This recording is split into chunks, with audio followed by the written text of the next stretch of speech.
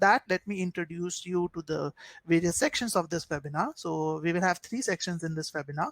In the first section, we will quickly run you through who we are. So we will take around 10 minutes to do that. Again, some of you might know us, some of you may not know us. So we'll quickly run you through about what we do, who we are at GMAT-Viz. And then we will go to the main part of the webinar, which is going to last for roughly about 90 to 100 minutes. So it's going to be the main part where we are going to talk about RC at length. And in the end, we are going to open it for an open-ended Q&A where you can ask your questions, anything which is making you, creating trouble for you with your preparation for RC or verbal in general. Okay, so that will be an open-ended Q&A. We estimate around 20-25 minutes for that. Okay, so let me get started with the first part of the webinar. So who are we? So we are a group of mentors who have counseled and taught thousands of students with one of the best companies in the world over the last decade. And while we were working with these companies, we had a first-hand experience of interacting with students every single day. And what we found was that a lot of students who are preparing, they are actually going through a lot of different problems. Okay. And we found out that one of the biggest problems that students have to tackle is they have to plan and study themselves. Even for a test like GMAT, which is very complex in nature, it has so many different sections, so many skills that are tested. And if you are a working professional, this planning aspects becomes very, very difficult. Then when you start studying, you are supposed to analyze your strengths and weaknesses yourself as a student. You have to understand what are you doing well, what are you not doing so well, and what is the reason that you're not doing so well. So all this is left to you. And the reason for that is you are not given individual attention. Even if you go to the best coaching institutes or whatever, they also focus on only the top students in the batch. So individual attention is lacking, and that is why a lot of students struggle to get to their scores, or they do not get to the scores at all. They take a lot more time, lot more effort to reach their scores. Okay. And I we saw that there are existing solutions in the industry that do try to solve these problems, but they do so only partially. For example, some companies do provide you a 1 month or a 3 month study plan. Okay. But the biggest problem is that these plans are static. Even if they claim it to be personalized, they do not adapt your plan as you progress. For example, let's say you have a free, like a slight comparatively free week coming up. You have more time to prepare in a particular week. And in a week, you have less time to prepare because of whatever work commitments are there. Your plan is not gonna adapt. It's a static plan. It just says that, okay, in the first week, you have to do this. In the second week, you have to do this. What if you do not do something really well? What is the backup in that case? So most of the study plans do not really cater to that. Okay, so that is the first problem that we found exists. And the second thing, some companies do provide statistics related to your weaknesses. For example, they tell you that you're weak in SC, but they do not tell you why they are weak in SC. So the insights are not really actionable. You might know that you're weak in SC or you're weak in modifiers, but why are you weak in modifiers? What is the reason?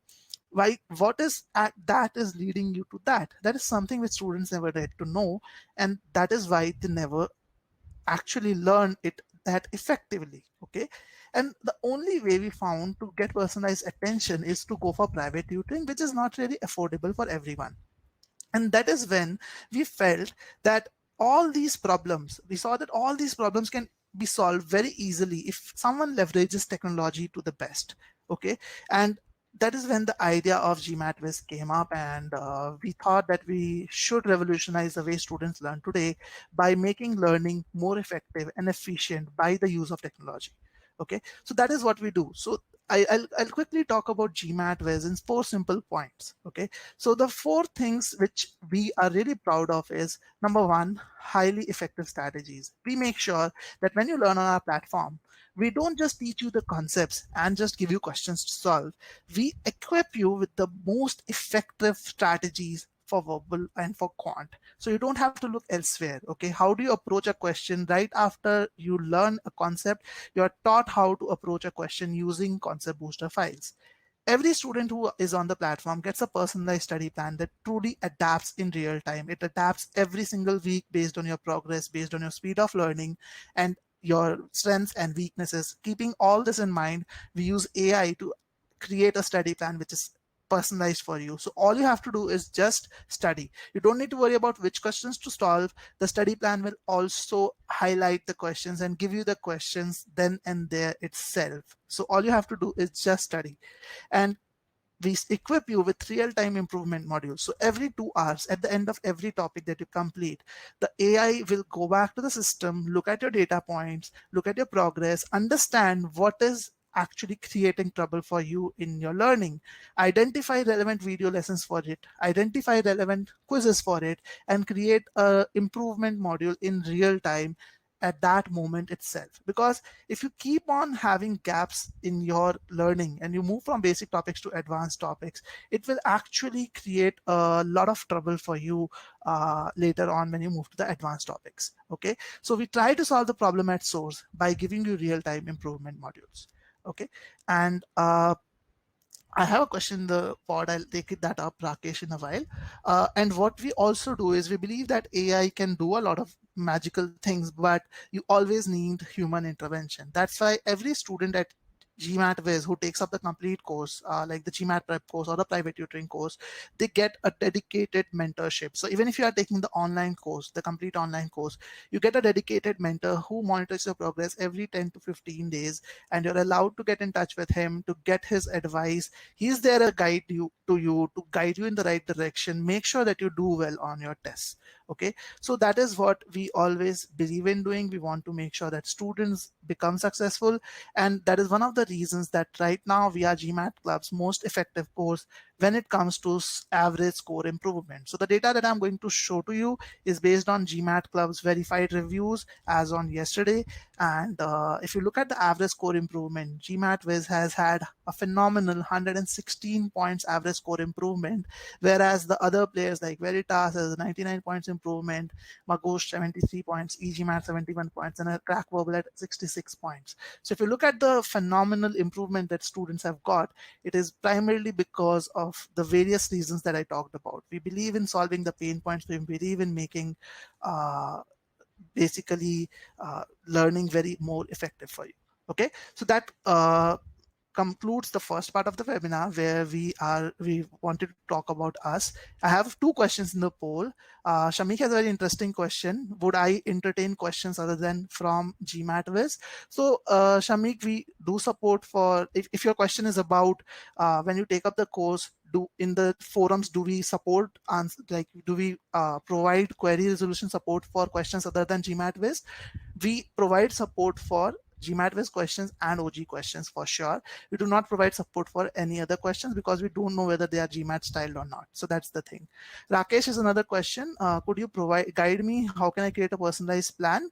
Because I can see 10 a.m. week in one particular like modifier, weakening, etc. So Rakesh, don't worry, we have a separate webinar for that. The link is already pinned on the top. You can click on the link. The webinar is on the next Saturday. You can attend the webinar to learn what are the various aspects of the study plan. Okay, if you want to create a study plan right away, you can always click on go to the GMAT-Viz website and click on a free trial. You will get a personalized plan created for you. But if you want to learn what are the various aspects, you can definitely attend the webinar. All right, so that concludes the first part of the webinar. Now I'm going to talk a little bit about the importance of acing RC questions, and then I will hand it over to Sunita so that we talk about the right approach. Now, since a lot of you are just started, I just got a question that I've just started my preparation for GMAT, and a lot of you have just started your preparation. So I'll quickly tell you what is the importance of RC questions on the GMAT. Okay, so just to give you a brief idea about that. So there are around 3 to 4 passages that you can get on your test. So for example, I got 3 RC passages during my test. People can also get up to 4 passages on their test. The total number of questions that one will generally get is around 12 to 15. Okay, now the total number of questions in verbal are 36. What it means is, even if you are getting 12 questions from RC, you will at least get around 1/3 of the total questions from RC. Okay, or more. So you can get 1/3 or more. However, keep in mind that out of this 36, only 30 questions are scored, which is equally split in CR, RC, and SC. So you get 10 questions which are scored from each of the areas, and the rest 6 questions are not scored by the GMAT. They are experimental questions. So even if you get 15 questions, all of them are not going to be marked on. Okay. The sad thing is you don't know which questions you get marked on. So you have to be prepared. And that's why one of the biggest, that's why RC becomes one of the most important sections, because it carries the highest weightage in terms of the number of questions that one may get, even though the final output is going to be equally dependent on 3 modules, but RC has a larger representation. And the another thing is GMAT is an adaptive test. So if you make consecutive mistakes in GMAT, you are penalized heavily.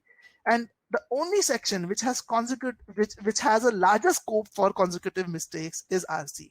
If you don't get a passage right, it might lead to 3 or 4 questions wrong. Okay, you might as well get 4 questions wrong back to back, and that's probably the worst thing that you can do on the GMAT, because that's penalized really heavily by the GMAT. And let me explain that to you to basically help you understand how it affects your score. Okay, Kanika, I'm going to take your question as well, like how many RCs do we need to do on a daily basis? I'll take that up maybe in the 3rd section later on. It's very interesting question. I'll definitely take that up. But let's first understand how does it impact.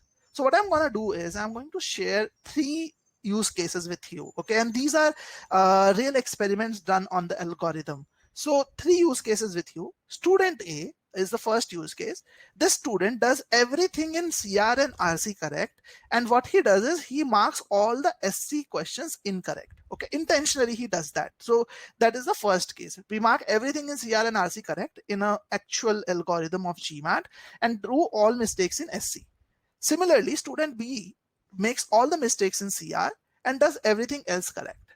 Student C does all the mistake in RC and gets everything in SC and CR correct. Now let me ask you a question. Can you tell me, will their scores be the same or close to each other? Can you just type it in the chat pod? What do you think will be their scores like? Will their scores be similar, same, or very different? What do you think? Quickly in the chat, guys, I would like to see. Okay, Shruti says no, their scores won't be similar. Okay, that's good. Rakesh also says the same. Rashidat says there will be a huge gap. Okay, Vaibhav, Nikhil, all of you say almost the same. Okay, AP says CR and RC would be close. Okay, I think you meant CR and SC. I'm not sure. Nikhil says C will be the least. Okay, Anirudh has a different explanation. He says B will be greater than C will be greater than A. So Anirudh says A will be the lowest. Okay, Sam says C is going to be the lowest. Chaitanya says RC has more number of questions. Chaitanya, honestly, it's not about more number of questions. You have 10 scored questions from each area. So number of scored questions is same. Okay, the scored question is not creating a difference, even though the total number of questions may be more, because the rest of them are experimental. So keep that in mind. Scored questions are same. That's not the reason. But yeah, your output is right. RC will have an effect. And let me show you what was the final outcome. Student A gets a score in the range of 36 to 37. Again, depends a little bit on where the question comes exactly, but that's the score range for student A. Student B also gets a score in the same range, 36 to 37 mostly. Okay. Student C, on the other hand, his score ranged between 33 to 34. Okay. So if you notice the difference, it might look small. It might look like just 3 points. But let me tell you, these 3 points can be the difference between a 680 and a 700. This could be a difference between a 740 and a 760 as well. Okay. Again, so the thing is, this 3 points might lead to a 20-point overall difference in your GMAT score. And that might be the difference between your admission versus a not getting admission or getting declined by the school. So if you ask, why did this happen? Okay, what can we infer from this? So student C clearly scored less than A and B, and that happened because score of RC is affecting. RC was missed, RC went wrong. Again, there were only 10 scored questions in each of these areas. So all 3 students got exactly 10 scored questions wrong. But the problem with RC is RCs come consecutively, and getting them wrong will affect your score much more. So this is exact real data which I showed you in right now. So RC becomes all the more important just because of the adaptive nature of the test. So I don't mean to say you should ignore CR and SC. That's not at all what I mean to say. But what I definitely mean to say is it is very, very important for you to ensure that you do well on RC. Okay. And that's why this session is really very important. And we're going to talk about the right approach for RC right now. And I'm going to hand over it to Sunita for taking you through the right approach for RC. Okay. So it might take a minute for us to change the screens and Sunita to come up. So welcome Sunita for the next part. Thank you.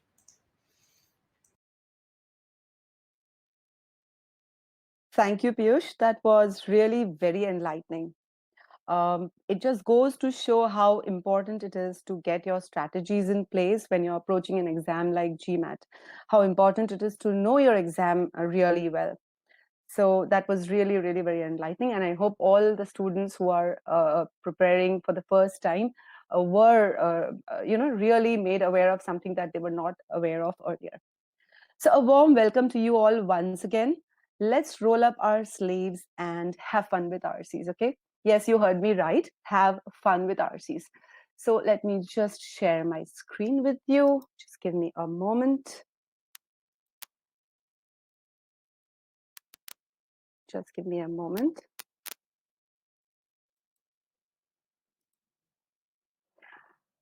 All right. So what I have seen in my experience of the last 10 years or so while training students for the RC section is that they have a very, they approach RCs with very mixed feelings. And I'm sure you'll identify, most of you will identify with that mixed feelings thing. Either you are scared of RCs, you're scared, okay, or you're resigned to the fact that your RCs are not really going to work out any which way. Okay, so there is this lackadaisical approach which I see, and I'm sure there's a reason behind it. Most of you approach RCs with fear. Okay, so what I want to know from you is what is it about RCs that disturbs you most, or let me put it in a better way, what is it about RCs that you fear most, that makes you most uncomfortable? I would love to see your answers on the chat box, guys. What is it about RCs that really spooks you, so to speak?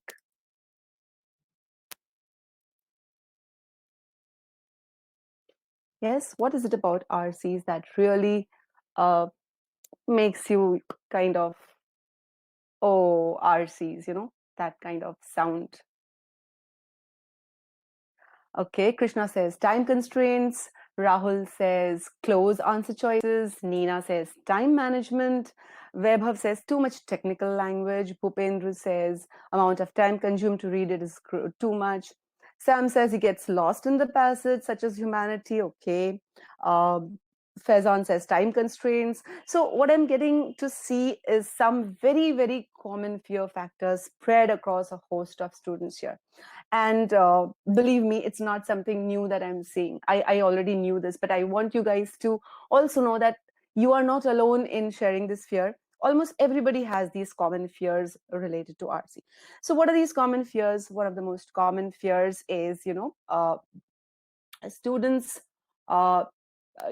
they believe that just because they do not, I mean, you might be a student from, let's say, the economics background, and if you face a passage, let's say, to do with science, you're like, oh my god, this is science, now what am I going to do?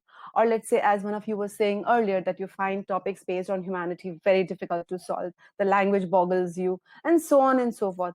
So this is a very common fear factor, that unfamiliar genre, because you believe that the topics may not be from your field of expertise, you're already scared about that. Then a lot of you said that you're not able to remember what you have read. You have just read the passage, and now you're looking at the questions, but you're not able to remember what you read. All right. And then the most another very big fear. The answer choices are very close. I'm always able to narrow down to the last two questions. But when it comes to choosing between the two, I always pick the wrong one. I'm sure this rings a bell in a lot of your minds. Okay. So close answer choices. And finally, the last but not the least, it takes a lot of time. Okay.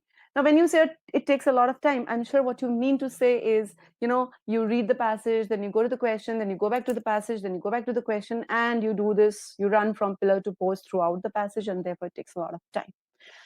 The thing is, all these things are there in your minds already, setting up a kind of mental block, which is why you approach RCs using different techniques, okay?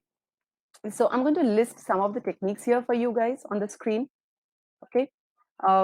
Some of you might just scan and skim through the passage quickly to save time, and then you tell yourself, I'm going to come back for the answers while I answer the questions. Some of you might actually get it down to reading the first and last line and then quickly skim through the passage and then go to the questions. Or some of you might actually concentrate on just the first and last line of each paragraph, so you get a vague idea about the paragraph, and then you go through the rest of the passage and then you go to the questions. Or you might read the questions first and search for the answers. So I'm going to bring up the poll, and I want you guys to be very honest and answer which of these four methods do you follow when you solve RCs at the moment, okay? At this moment, when you haven't really prepared, which of these methods do you solve? So let me just bring up the poll here. Okay, here's the poll. So let me see, what are your answers? Oh, okay. Yes, guys. So I'm going to give you 5 more seconds for all of you to kind of put in your polls. All right. Let's end the poll and see what the polls tell us. Okay. So 65% of you, and listen to this carefully, 65% of you, that's majority of the class, just scans and skims through the passage and just comes back for the answer while answering the question. No wonder you have all these fears that you're not able to remember. You find the answer choices very close. You find it time consuming, right?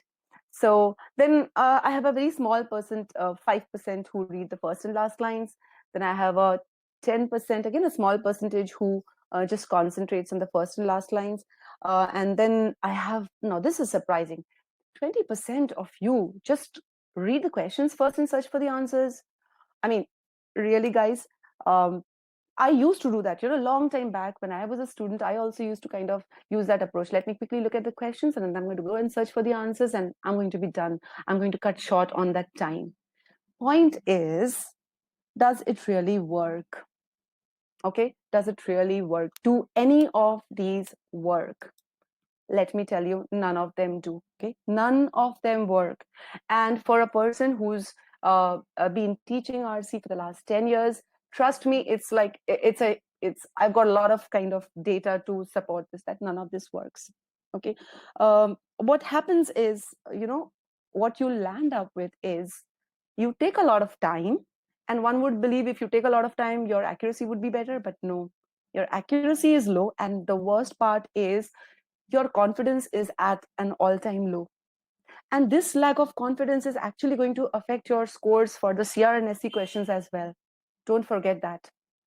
Okay. So what I'm trying to say is, because of the way you read the passage, while you're answering the questions, you're not confident of choosing the correct answer choice. And more often than not, you'll end up marking the wrong answer. But I'm sure the main reason why you're getting these answers wrong still eludes you. So what you do, a while back, one of you was asking, how many passages should I solve daily? Well, the point is, it is not about how many passages you solve daily. It is about how you're solving those passages. Are you really building your skill to solve the passage? Because if you're not, you're only going to make the same mistake again and again and again. It's a loop that goes on and on. Okay. So you might be now wondering in your mind, she's been speaking a lot about this not working, that not working. What does work? Now, before we talk about what really works, let me tell you the main reason behind all these problems, the time that is taken, the accuracy that is low, the confidence that is low. and poor recall. All this is because of one simple reason, and that is you have no idea about the passage. You lack a good understanding, a precise understanding of the passage. In fact, even if you had a high level understanding of the passage, you would still be able to solve most of the questions correctly. But given the processes, the approaches that I've seen you guys follow, it's never going to be possible for you to derive a proper understanding of the passage. Now, I've been speaking a lot about this. Let me demonstrate this. So what I'm going to do next is I'm going to give you a small 2-paragraph passage followed by a question. Okay, I want you to, and let's be very clear about this. I want you to solve this passage, solve that question using the approach that you currently do. Okay, here we are trying to demonstrate something. So I want you to follow the approach that you normally do for solving the RCs and solve it. Okay. Once you solve it, then I'm going to talk to you about the approach that really works. All right. So till then, hold on to that thought. Here comes the passage. It's a very short passage, and the question follows there. I'm to give you around maybe 5 minutes because there's just one question to solve. And after that 5 minutes, I'm going to bring up the poll in the meantime. So mark the answer, go through the passage, mark the answer, and then we are going to go about our business further. So let me bring up the poll here.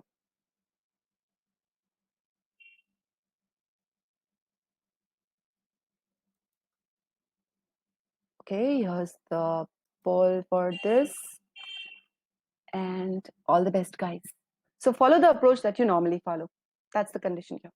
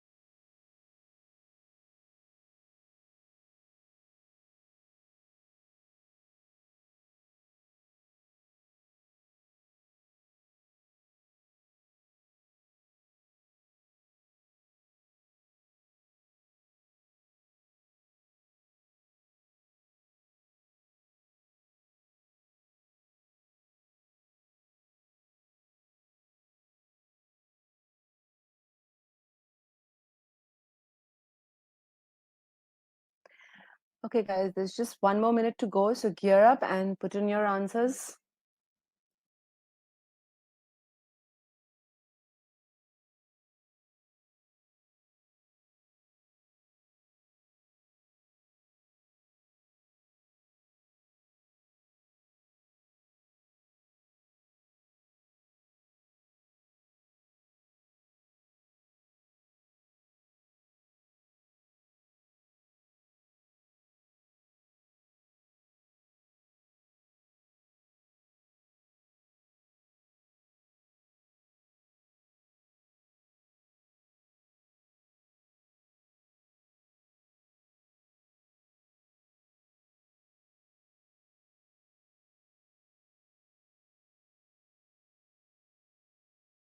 All right. So I'm going to give you a countdown of 10 and end the poll. All right. So please put in your answers if you have already solved it.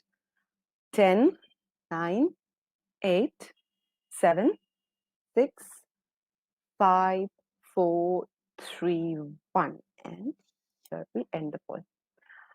All right. Now let me share the results of the poll with you. 38% of you marked A as the correct answer choice.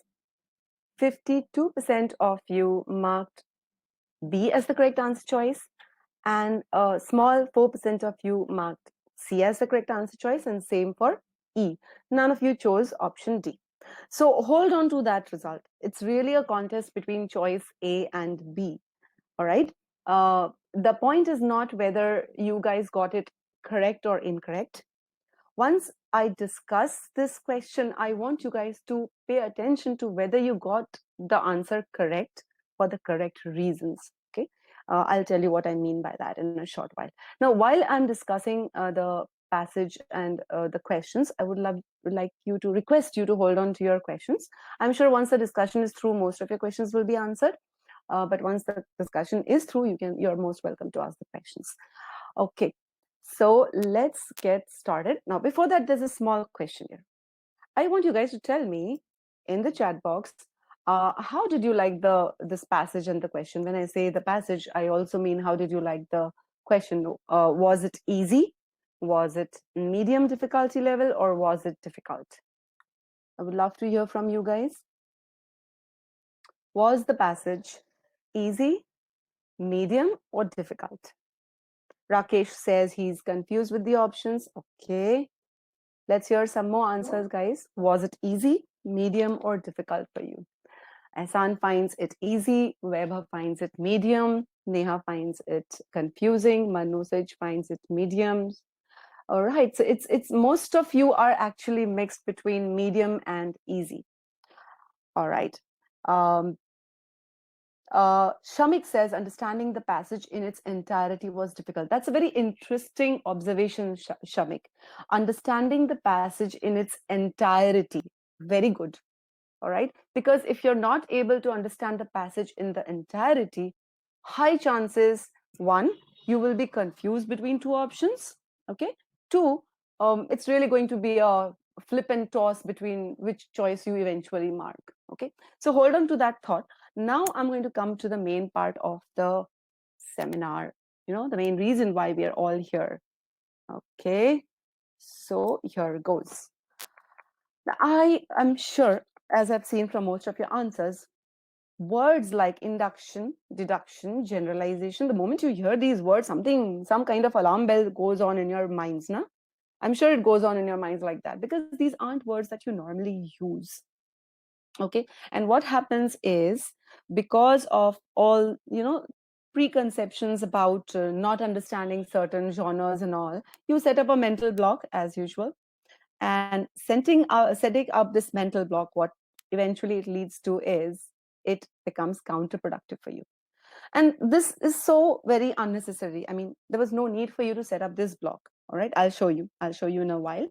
All you need to do is, the prerequisite to the approach that I'm going to discuss is, you keep a cool head. Okay, do not think ahead that the passage is going to be difficult, or the genre is going to be beyond you, or it is going to be long or short, or language will be this. Don't think of all these things. Okay, just keep a cool mind. All right, and approach the passage. Okay, that is going to be enough to help you deal with the passage confidently. And even if you derive a high level understanding of the passage, as Shamik was saying, you have to understand the passage in its entirety. Okay, that is important. If you're able to get that, you will have enough confidence to choose the correct answer choice. Okay, so now we come to the crux of the matter. You must be wondering, she's been going on and on and on about the right way of reading the passage. She doesn't really say what it is. So here comes the way we should read a passage. Now, I'm sure you have not heard of this before. Involved and evolved reading. Okay, we at GMAT believe that this is the only way to tackle RCs. Okay, this is at a very high level the best. Let's put it this way: it's a it's a way of reading that you inculcate, and this way helps you to master any level of RC from any genre, any length, any kind of language. Okay. So what is this involved and evolved reading? Okay. On a very high level, when you're reading in an involved manner, as in you're involving your, let me give you a small analogy before we begin with this, a lot of you were saying that you're not able to remember what you have just read in the passage, and you kind of forget when you're choosing the correct answer choice. Now tell me, when you go to watch a movie, 3 hour long movie, 2 hour long movie, I'm sure you're able to remember all the details, huh? Who said what to whom, and how many times, and all that sort of thing. You don't make any notes anywhere, do you? You don't actually go back to, you don't rewind and listen to the dialogue some 5 times before you remember. You don't do any of that. Why don't you do that? Because you're so involved in watching the movie that you automatically understand what's going around. Okay, what's going on. So the same thing here, when we say involved reading, what we want you to do is we want you to think like the author of that passage. We want you to walk the walk of the author. We want you to talk the talk of the author. Okay, understand the author's point of view, and this is very important, guys. All right, because over 70% of the questions from your RC section will ask you in one way or the other, what is the author's opinion. Okay, so a lot of passages have interspersed, so that you have the third party opinion mixed with the author's opinion. Okay, and you've got to be careful, where is the author's opinion, or what is the author saying, right? So you cannot understand this unless and until you are involving yourself in the reading. All right. Okay, now you must be thinking how to read in this involved manner. I mean, okay, do I tell you how to watch the movie? No, but I'm going to tell you how to read in an involved manner. What you do is, and again, some of you might have heard of this before, but probably you don't understand the implication of this. So what you do is you break your sentence into small pieces. Now in our course, we actually tell you, we actually give you pointers as to where you can break your sentences, in a sensible manner. But then there is no hard and fast rule about this. You can just break your sentence into small enough pieces so that you're able to derive the meaning of that small piece. Given that, now, as you were saying earlier on, that the language is convoluted and it's difficult and so on and so forth, the best thing here to do is, therefore, you break a sentence into a small enough piece which will help you understand the meaning of that piece. Okay, so let's say if you have a 30-word long sentence, maybe you break it into some 4 or 5 places, and you get some 4 or 5 small meanings, and then when you put together those, you get the meaning of that sentence. Okay, and this really helps, guys. This really helps. I'll show it to you in a moment. Okay, so once you've done this for one sentence, for the next sentence, what you need to do is even more important. Obviously, for the next sentence, again, you're going to read in the same manner. You're going to break the sentence into small pieces, understand the meaning of the small pieces, then put together the meaning of all the pieces and get the meaning of that sentence. And then you're going to relate back the meaning of the second sentence to the meaning of the first sentence. You're going to ask, why has the author given the second sentence after the first sentence? It's like preempting what is about to come. Okay, and once you read in this relating back manner, okay, you're going to be able to understand the flow of the passage. Okay, so what helps you to relate back in some cases are transition words and conjunctions, sorry, contextual words like while, because, therefore, despite, and so on and so forth. All right, they help you to relate the meaning of one sentence to the other. All right, so we want you to read in this manner, and I'm going to give you a demonstration of this in a short while, so hold on to that thought. Perhaps at this juncture another thought has come to your mind. This is going to take a lot of time. You must be telling yourself, my God, if I'm going to break my sentence so many times, and if I'm going to relate back the meaning of every second sentence to the first sentence, it's going to take me a lot of time. All right, and I'm already worried about time. So hold on to that thought. I'm going to talk about that once I finish discussing this whole methodology. All right, so stay on. So I was telling you that it's very important to first understand the meaning of one sentence, and then to be able to relate back the meaning of the next few sentences in the entirety. So as Shamik was saying earlier, you need to understand your passage in its entirety. Good. Okay. And finally, what you do is, once you have gone through all the sentences in a paragraph, you summarize. You can have a two-phrase summary, you can have a single line summary, you can just have a high-level summary of that passage, okay, as to what the author was trying to say here. Again, more on this later. So now I'm going to help you. I'll show you how to relate back and read. This is very, very important. So sit up and take notice. All right, here comes there's an example here on the screen. Okay, I'm going to actually show you how to read in an involved manner. All right, how to preempt what is about to come. So stay with me. Here goes. In the last decade, all right, so we're talking about a certain point of time, we're talking the last 10 years. Let's go ahead. There has been a significant decrease. Okay, I'm talking about a considerable reduction in something. Let's see what that something is. In coffee consumption. So see, I've taken a simple sentence to show you the method, but imagine you're doing this for a really tough sentence. So this entire sentence is trying to tell you that in the last 10 years, the consumption of coffee, or the amount of coffee people are drinking, has decreased significantly. Good. Let's move on to the next sentence. During the same time. Now here comes the part about relating back. If I relate back during this same time to the previous sentence, which same time am I talking about? Yes, the last decade. So we're going to talk about something else which probably happened during the same time. Let's see what is that. We are preempting here, huh? There has been increasing publicity. So, okay, there has been more and more awareness or publicity. Let's see about what? About the adverse long-term effects on health. So we're talking about some bad or harmful long-term effects on health. So in the last 10 years, there has been more and more publicity about some bad effects on health of the caffeine in coffee. Okay, so we're talking about the caffeine that is present in the coffee. There has been a lot of adverse, lot of increasing publicity about how it causes harm on health. All right. So I've related back. Now, when I want to relate back the information, when I want to relate back the meaning of these two sentences, all right, can you tell me what correlation the author is trying to draw between the two sentences? Okay. Why do you think, and here's the question for you to give me an answer in the chat boxes. Why do you think the author has written the second sentence? Okay. If you're relating back, if you're drawing a correlation between the two sentences, why do you think the author has written the second sentence? What is the purpose of the author? Yes, I would, let's see.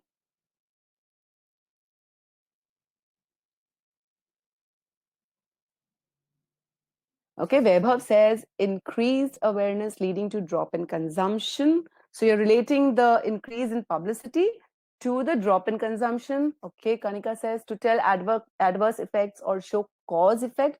All right. Odit, then Sarveshwar says reason for decrease in consumption is, I assume, saying the second sentence talks about the reason behind the decrease in consumption. Amit also talks about the same thing. Faizan, reason of decrease in consumption. Ahsan talks about cause and effect relationship. Great. The second sentence, Roshni says, is the cause, and the first sentence is the result. To give a reason for the decrease in consumption, says Nikhil, and so on. So great. All right. I would say, see, this makes sense to all of you, right? So clearly here, the author is probably trying to talk about the fact that the publicity was the reason that caused the decrease, right? Now, let me give you a third sentence, okay? Let's say there was this sentence here, okay? Now, what do you think the author is trying to tell us, right?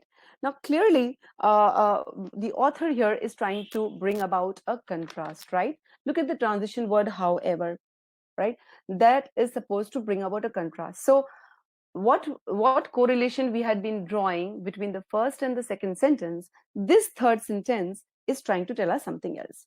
Can you tell me what this third sentence is trying to tell us? Can you relate back the third sentence to the meaning of the first two sentences and tell me what is happening here? What is the author now trying to tell us with this third sentence? with this third sentence in place, can you tell me what the author is trying to say?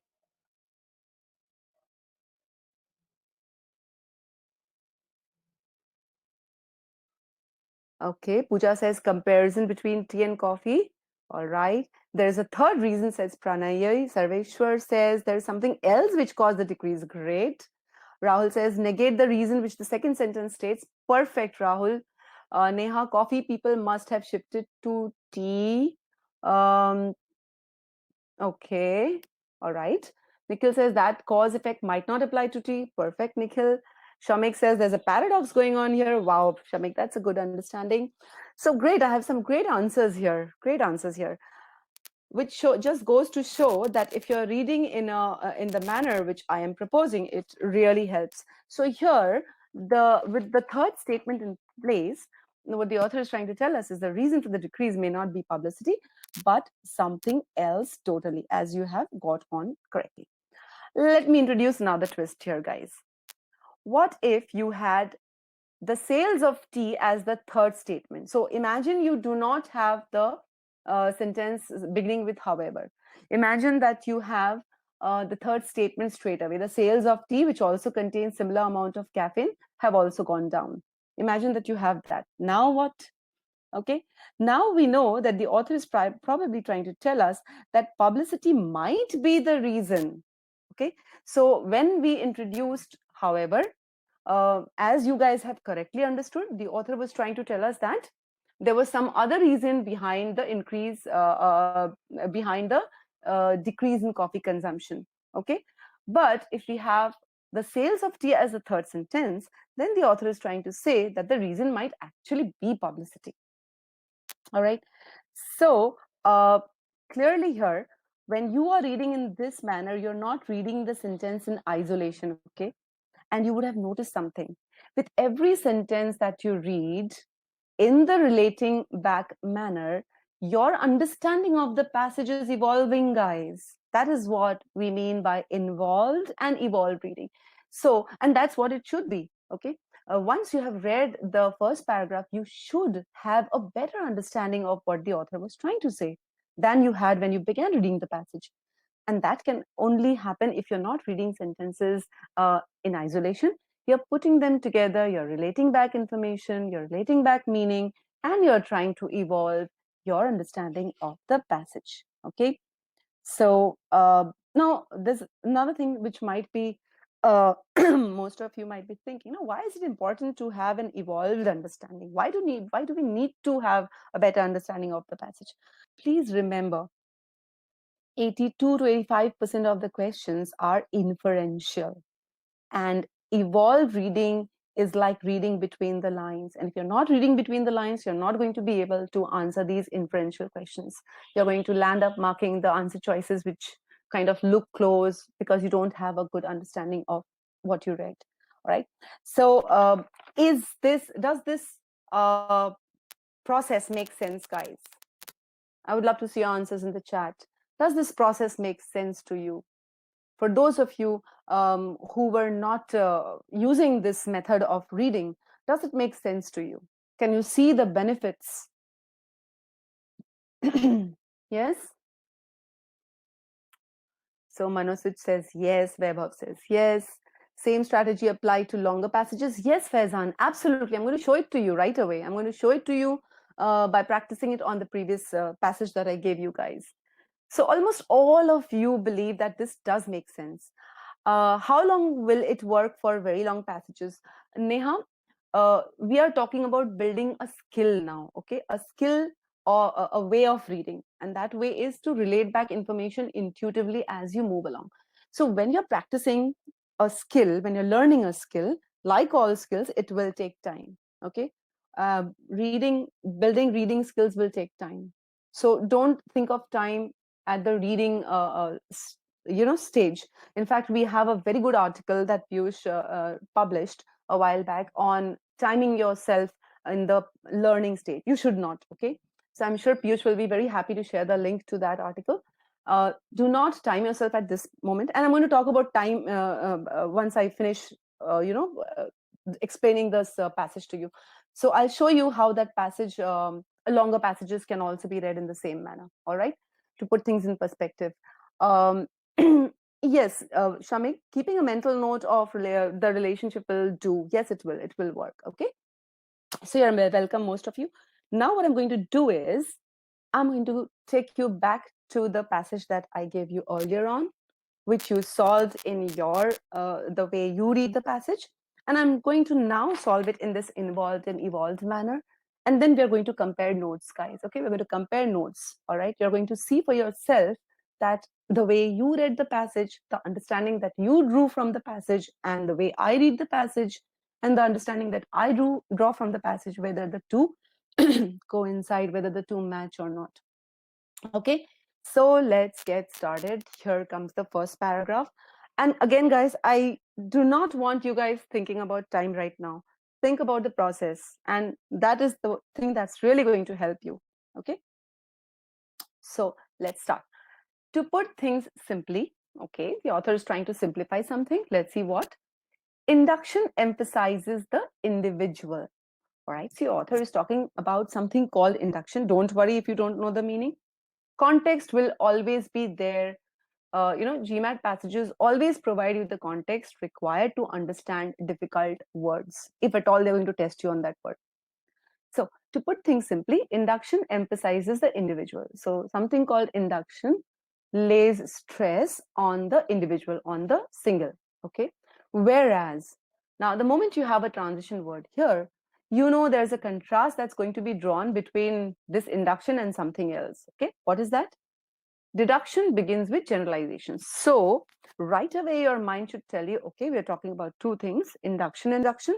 The two are opposites. One emphasizes on the individual, the other emphasizes on generalizations. Okay, let's move ahead. Science largely began with a focus on deduction. All right.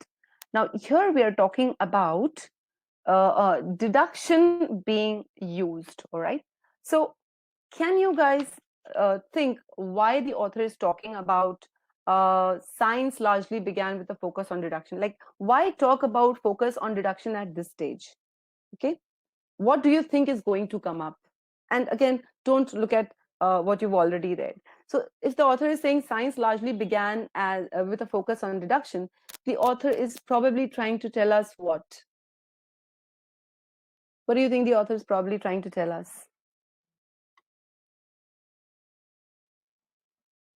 Science began with a focus on deduction. So now what is going to come up?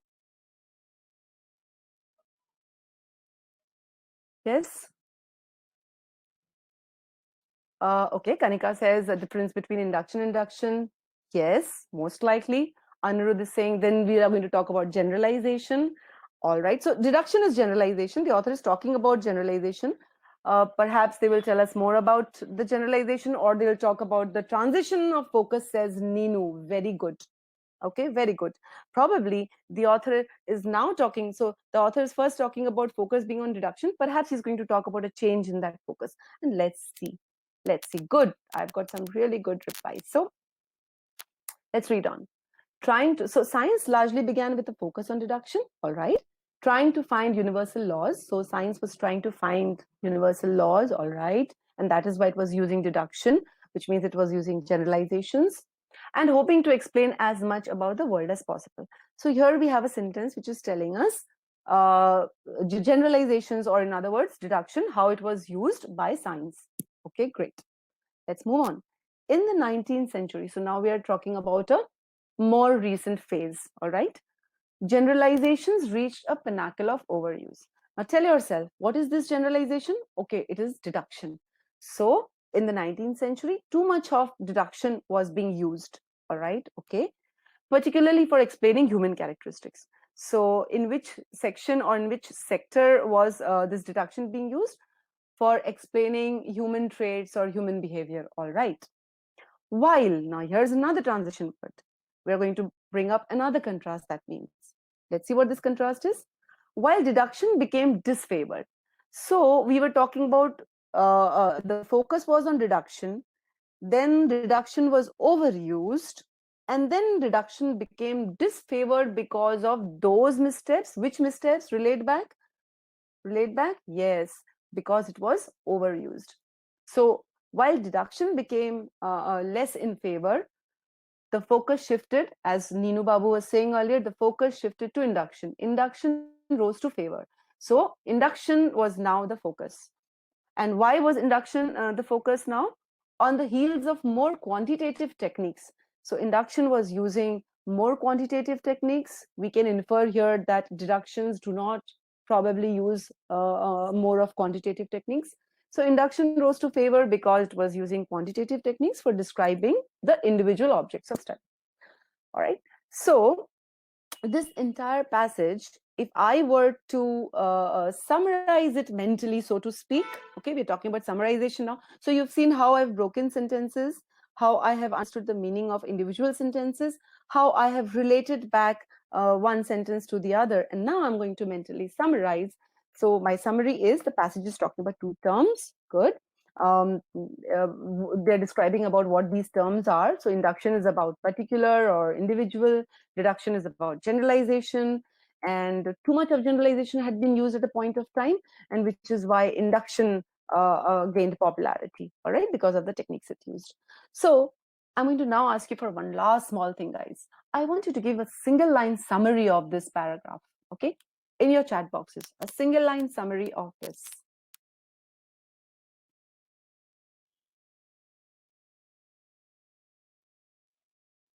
Yes, I'm waiting, guys.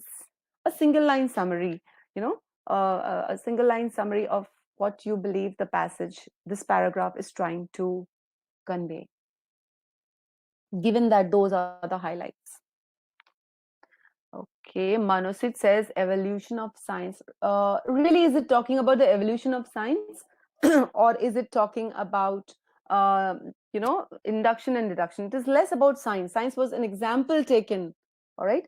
How focus of science changed. Weber, if you look closely, they're not talking about the focus of science changing. They're talking about the focus changing from deduction to induction. We are not really saying that whether science started using induction. Latika says talks about two approaches and how one was not able to sustain. Good, Latika. Sam says transition of focus from deduction to induction. Perfect. That's a very good way of putting it. Sid says as society moved towards induction from deduction, this has been due to more quantitative techniques. Okay, Sid, yes. Sarveshwar talks about science to deduction to induction.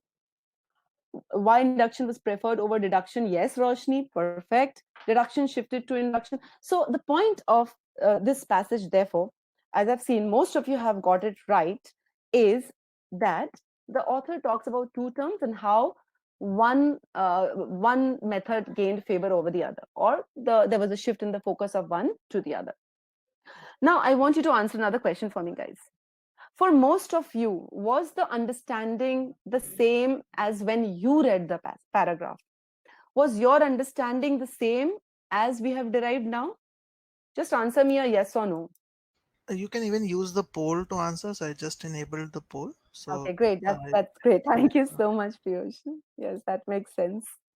So was your understanding of this paragraph the same as the understanding that we drew? Because some of the answers that I was getting was about science shifting in focus, which is not really the case. Okay, so this is interesting. I kind of have almost, if I end the poll now, I can see that it's almost a kind of, you know, equal thing. So for a lot of you, the understanding was the same. And for almost an equal number of you, the understanding that you derived when you read the passage was not the same. And there is no shame in admitting that, guys. You know, till I actually thought about this involved reading, I used to make very similar mistakes when I was a student. So it's perfect to make a mistake and realize a mistake, all right? Especially in GMAT passages, they don't work. If you read in any other way, they don't work given the kind of questions, given the kind of inferences they require you to draw, given the kind of language, as you've already said earlier. So what we'll do now is we'll move on to, so let me see some of the answers that I was looking at here.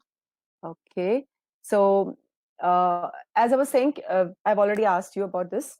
Let us now move to quickly analyzing the second paragraph in the same way, and then we're going to discuss that question that you solved, and we're going to see how many of you were correct and whether you got it correct for the right reasons or not. So here comes the second paragraph. So remember the learnings of the first paragraph, okay? Remember the learnings of the first paragraph. Now let's start with the second paragraph. And I'm going to do the involved and evolved reading here too, just so to reinstate the method. All right, guys? So follow me closely. The problem of induction is, okay, stop. Right away, we know probably this passage is going to talk about, this paragraph is going to talk about the problem of induction. Now, if I relate back to the previous paragraph was telling us that the focus shifted from deduction to induction, okay, and it told us why the focus shifted. Now here they are actually telling us there was a problem with induction. So let's see, what is that problem? The problem of induction is the impossibility of observing every individual case. Okay, so remember, induction was about emphasizing the individual. Here they are telling us that that very thing, that emphasis on individual, is not possible for every case. Okay, all right. In other words, so now we know that the author is going to explain this problem further. Let's see. There is always uncertainty. Okay, so we're talking about there is always doubt about what hasn't been directly observed. So you are always going to have doubts about what you have not seen directly. All right. And it is impossible to observe everything. So here we have the problem in detail. Okay.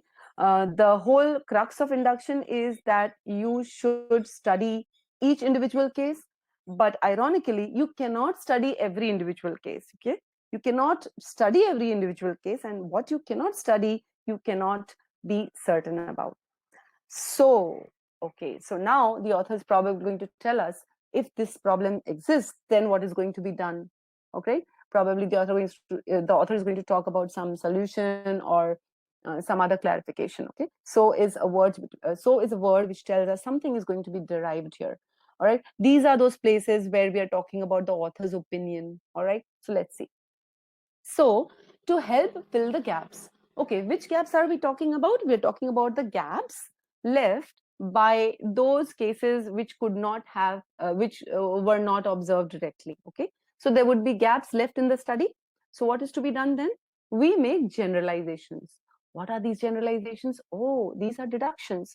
So in a way, while following the process of induction, to a certain extent, one has to fall back on deductions also. All right, that is what the sentence is saying. That is what we are going to read into it. So we make generalizations to fill in the gaps. Okay, in the process of induction, we kind of use the process of deduction too. Let's see what these generalizations are. So we make generalizations that are based on what has been observed so far. Okay, what does it mean? Let's say there are 10 cases and we were able to observe, let's say 7 cases, but not those 3 cases. Then the generalizations are made based on those 7 cases. Okay, great. Let's move ahead. In modern science, these generalizations are predictive guides. So you have another word being given to you about for this generalizations. What are these generalizations known as? Predictive guides. And what are generalizations? Deductions. So these deductions or predictive guides take the form of scientific models. Okay, so what are scientific models? They are nothing else but they are guides which are based on generalizations, and these generalizations are based on what has been observed so far. Okay, great. Let's read on. There are different types of models, okay, but one of the most popular is the empirical model. Very simple statement. So now the author is probably going to talk about a particular type of scientific model called the empirical model. What is this? Defining a model as empirical emphasizes the fact, okay, so if you call a model empirical, there is a certain message it carries. What is that message? The fact that it is built from or calibrated on observed data. Now, if you don't know the meaning of calibrated, don't worry. Okay, you can derive the meaning that if I say a model is empirical model, that model is built on observed data, period. So if I relate back all of this, what I'm saying is in the process of induction, certain generalizations have to be made. These generalizations are based on observed cases, and That means empirical models are nothing else but generalizations or predictive guides which are based on observed data. Okay, cool. The purpose of the model is to then help the researcher. So what is the purpose of these models which are in part based on generalization? What is the purpose? The purpose is to understand system dynamics and make predictions. So the generalizations that lead to the making of this model help in understanding system dynamics and making predictions. Great. But, okay, so there we have a contrast here. The application of the model, that means the application of this generalization based model to unknown situations is deduction. So again, if we iterate the understanding, okay, the process of induction to a certain extent involves deduction, right? Okay, the application of the model to unknown situations is finally deduction. So there is a link that we can draw between induction and deduction. So now if I have to summarize this paragraph, I would say the paragraph talks about the problem with induction. Okay, the problem is it cannot observe each and every case. So conclusions must be drawn about the particular case, even if all the cases are cannot be considered. All right. So there will always be a certain feeling of uncertainty without studying all the cases. To cover that gap left by unstudied cases, certain generalizations must be drawn, and these generalizations will produce models that are going to be applied to make deductions. Okay. So now tell me, guys, again in the chat boxes, was your understanding of this paragraph the same as mine? Okay, and this question is more for you to answer to yourselves. Was your understanding of this paragraph, which was a slightly more dense paragraph than the first paragraph, the same? Was it the same? Did you understand it in the same manner? Yes? All right. Great. Some of you are saying no, you did not understand it in the same. The polls are there. Piyush has so kindly put the polls. So I can see, and this is really heartening, guys. I'm so happy that I'm able to help you here. Okay, because this just goes to show that a lot of us don't really, understand how we should read it. So a very good percentage of you, I'm going to end the poll now. So if you finished answering your questions, let me end the poll. You can see 66% of you drew a very different understanding from the understanding that we derived here. And again, that is not surprising. For most of us, the way we read in a very different manner. We kind of just go through it, we walk through it, we breeze through the reading. But for GMAT passages, if you breeze through, high chances you're not going to get the answers correct. And as Piyush has already pointed out earlier, getting RC questions incorrect is like harakiri, suicide, All right. So let me revert to this. So our reading skills don't end here. Once you have done this, what you do is, again, you take a one-line summary here. So the paragraph talks about the problem with the process of induction and how induction helps develop generalized predictive models that are used for deduction. So these are the two broad things this second paragraph is talking about.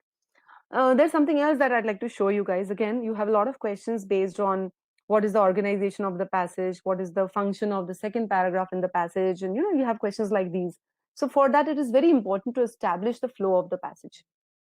Okay, so the flow is here in the first paragraph, the author introduces two terms, okay, and talks about how one term gained favor over the other. And then in the second paragraph, the author describes the process of induction and talks about the problems related to it. Okay. All right. So can you guys see all of this? All right.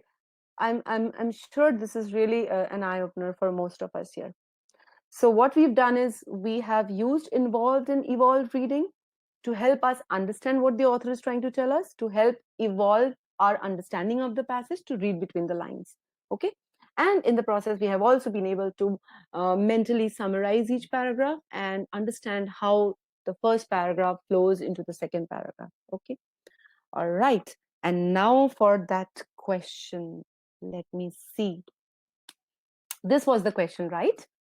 This was the question that I gave you. And if I remember correctly, it was a tussle between choice A and choice B. where about, I think, 58% of you roughly chose choice A, and about 41% of you had chosen, no, yes, it was almost the same for it. So it was a 50-50 between choice A and B, and then we had very small percentage of you choosing choice C and E, and none for D, if I'm not wrong. So let me see. I'm going to show you how I would solve the question now. So with the kind of understanding that I have derived based on my involved and evolved reading, how am I going to solve this question? What is the question asking me to do? According to the passage, scientific models. So I have to basically infer something about scientific models based on what the passage says. Now, the entire passage talks about scientific models, all right? So I can't really pre-think here, which is usually the case that we advise, that you pre-think about the answer before you actually go on to choosing the correct answer choice, okay? So here you can't really pre-think a particular inference. So we move to the answer choice elimination stage. Here goes. So first answer choice. Now the most popular answer choice of the evening, okay? Scientific models, so taking a cue from the question, scientific models are developed on the basis of commonality observed in multiple individual instances. All right. So now refer to these lines, guys, okay? Refer to the lines that I have just highlighted on your screen, all right? Based on these lines, what we can infer is data is collected, which is often used to build models, right? We are telling here, na, empirical model is about the fact that the model is built on observed data.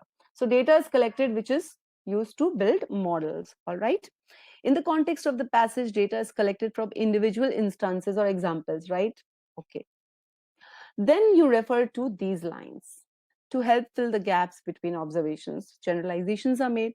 So the starting point is the observations that are made before you make the model, okay? And these generalizations are, we make generalizations that are based on what has been observed so far. So generalizations would likely be based on common factors in the observations, obviously, right? And now finally look at this sentence. Again, we're drawing on what we have already understood. The generalization would become general principles to be used for as guides for predictions, okay? So from all of these, we can conclude that a scientific model is based on the commonality that is seen in many individual instances. And therefore, choice A is correct, right?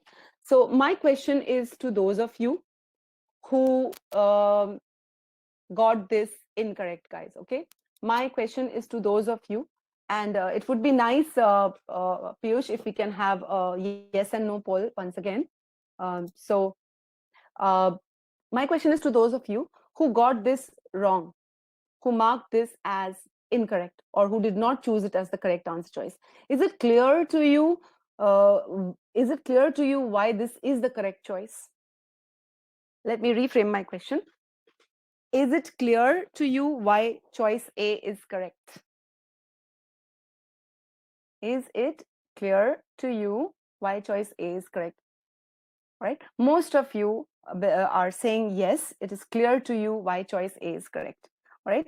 Clearly, choice A talks about the scientific model being developed from generalizations, and these generalizations are based on observed data.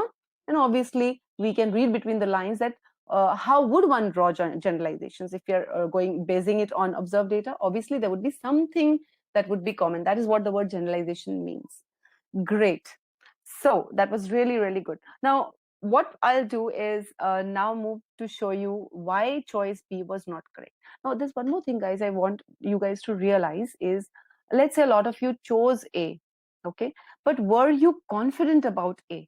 Were you confident about A, or did you just choose it, okay? So that is a very, that is an introspection that you need to do. Was I confident when I chose A? Or did I just choose it because I kind of intuitively felt it was correct? That can be really dangerous. So if you chose it for the right reasons, hats off to you guys. It was not an easy question. It was not an easy paragraph. I'm sure most of you who said it was easy have now realized that it was not really that easy, okay? It was deceptively easy, we can say, and that is what GMAT does to us, okay? So now I'm going to move to choice B. All right. So if you have any questions on choice A, I'll answer them. Let me just finish discussing the rest of the answer choices. Okay. So here is choice B. What does choice B say? Scientific models are built on the basis of generalizations. Now, one of the traps that GMAT lays for us is part of your answer choice is correct, what we call the half truth. Okay. And part of the choice is a distortion. They kind of deliberately do that. So some familiar idea is taken from the passage and the language is changed in such a way that the meaning changes totally, and that is what has happened here. Okay. So for example, scientific models are based on the basis of generalization is true. These generalizations that are the result of prediction. So are these generalizations the result of prediction, or are these generalizations the result of observed data? Okay. So if I refer to these lines, okay, let's refer to the line that I have highlighted on the screen. All right. From this line, we can infer that generalization is not the result of predictions, guys. In modern science, these predictive guides, so the predictive guides are based on generalization. So generalizations lead to guides. Guides lead to models. Models are used to make predictions. All right. The models themselves are not the result of predictions. Can you see that? Yes, guys? Can you see that? The predictions are made based on generalizations. Okay. The generalizations are not made based on predictions. All right. The generalization would have become general principles or models to be used as guides of prediction. Okay. So this choice is clearly a kind of distortion and is therefore not correct. So once again, let me repeat. Generalizations are definitely, more scientific models are definitely built on the basis of generalization. But the generalizations are not the result of predictions. Okay. The generalizations help to develop models that help to kind of make certain predictions. Right.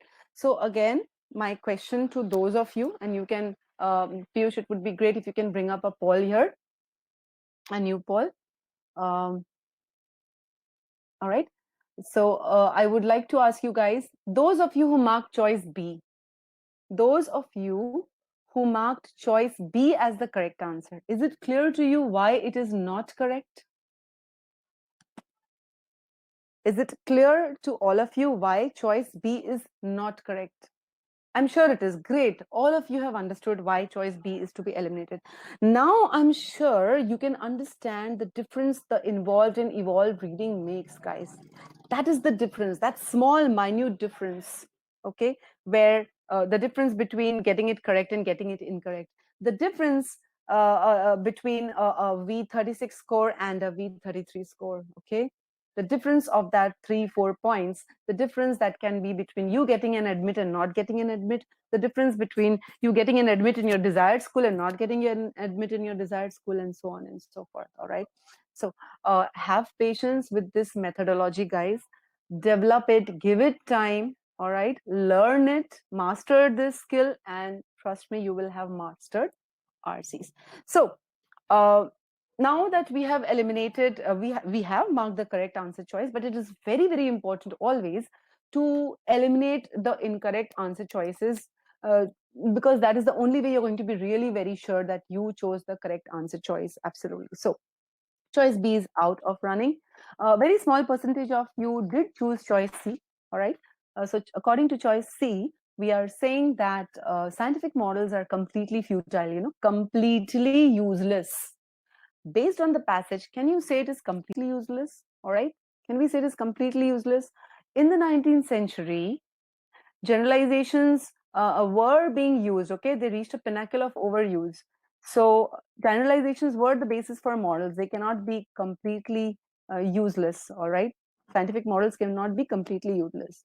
So from the above statement, we know that such models were overused, used too much, but they were used, right? So they must have had some use. They cannot have been completely futile when it comes to understanding human behavior. All right. So this choice kind of generalizes everything into one blanket cover, that okay, generalizations were all useless, and therefore any model on generalization would have also been useless. So that is not true. This is definitely therefore incorrect.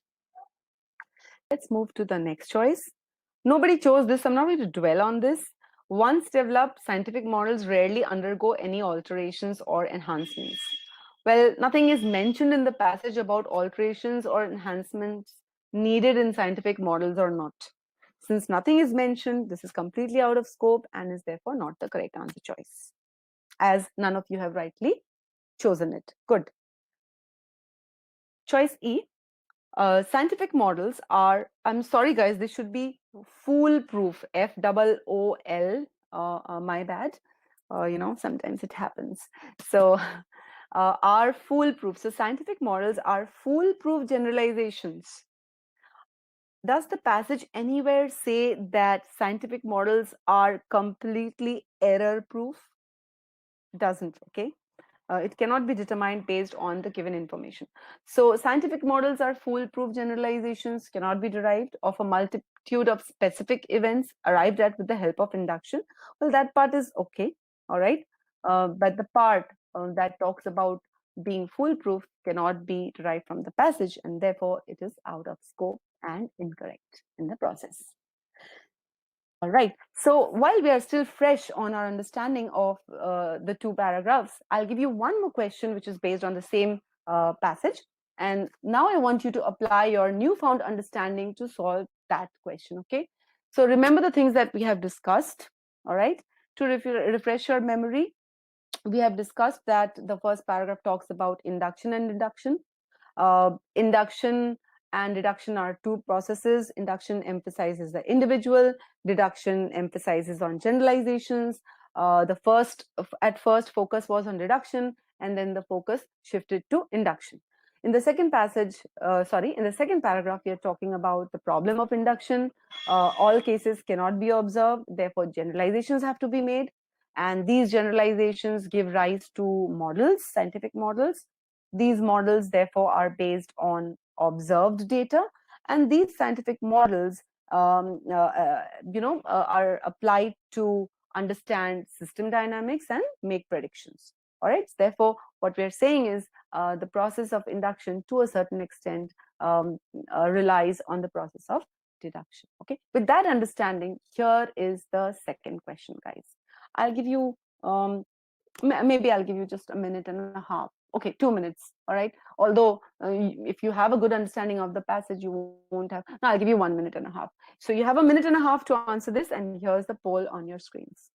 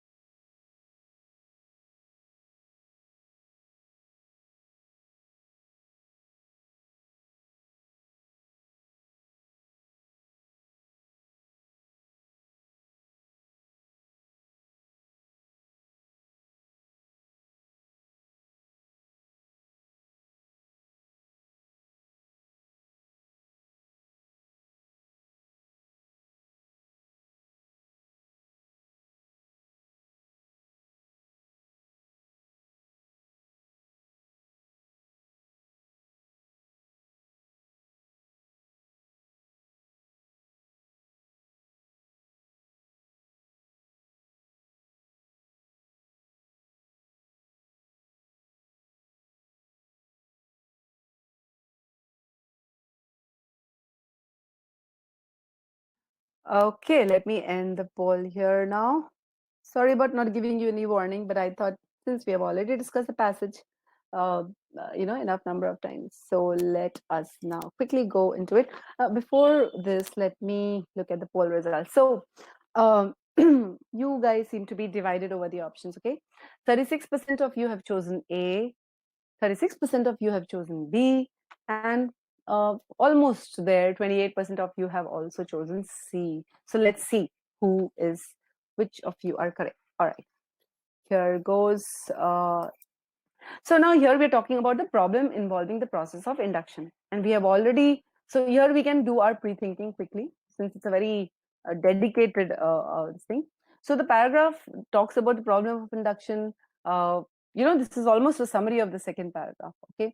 So if we go through the summary, what we can understand, the main problem with induction is that somehow it has to kind of resort to deduction, all right? The problem is you cannot observe every case, and therefore you have to make generalizations, and generalization is deduction, okay?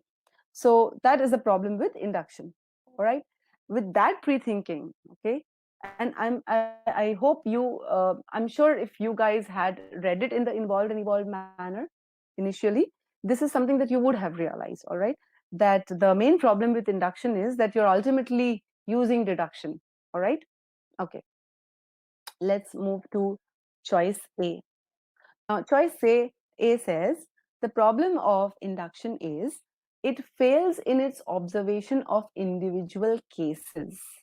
Now, when we say fails, what we mean is that induction fails in its specific observation. Now, where in the paragraph is it given that induction fails? Induction, in the process of induction, you cannot observe everything, but let's say out of 10 cases, you can observe 7 cases, you cannot observe 3 cases. Does it mean that it fails in observing those 7 individual cases? No.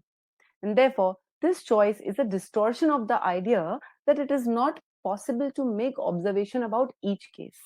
Okay, but the cases that it does observe, it does not fail there. So if you look at choice A very closely, guys, okay, and this has less to do with the understanding of the passage and more to do with understanding of the answer choice also. You have to understand what this answer choice is saying. This answer choice is saying that induction is not able to observe individual cases, whereas the actual point is induction is not able to observe all the individual cases. So, okay, therefore choice A is incorrect.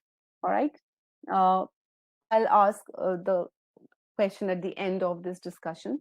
So we are running a little slow. Let's quicken. So I'm sure all of you have understood why choice A is not correct. It's a distortion of the original idea. Let's look at choice B. What does choice B say? Uh, the problem of induction is its advantage is its basis, okay, which are the specific observation of individual cases, but it too has to resort to generalization of some specific cases. Perfect. Isn't this what we were saying in our pre-thinking? That the basic advantage of induction, if you see, is it can study every case.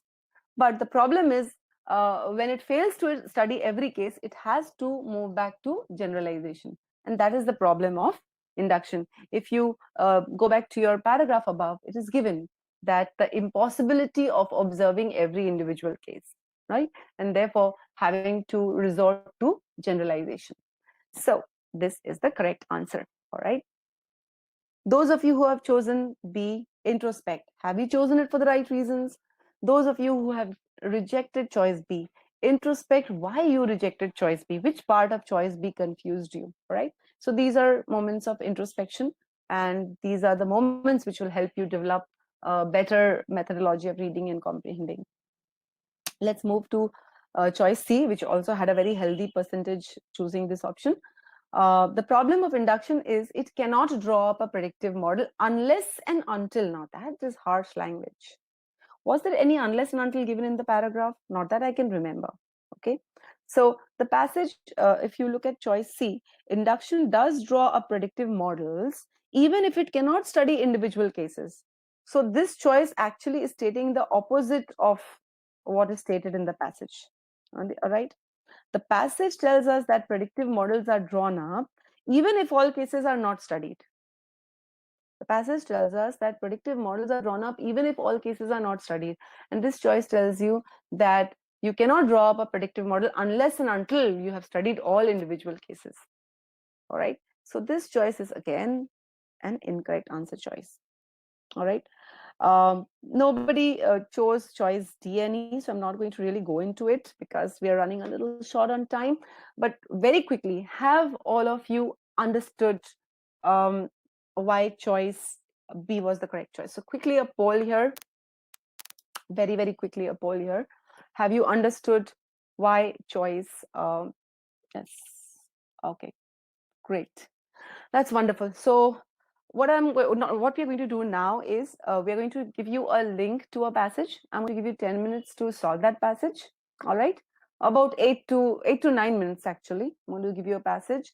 The link will be there in your chat, and I want you to access the link, solve that passage, solve the 3 questions in those 8 to 9 minutes. We will bring up the poll at the end of that 9 minutes. Okay, so keep your answers. I think there is one question from Pranay. She Uh-huh. wants some explanation Oh, for I didn't choice C. So see. let's explain that once. And even before the question, we will talk about the timing thing. Yeah, I yeah, think we this will do is that. We that will is do that. also. Yes. Thank you, Yeah, Piyush.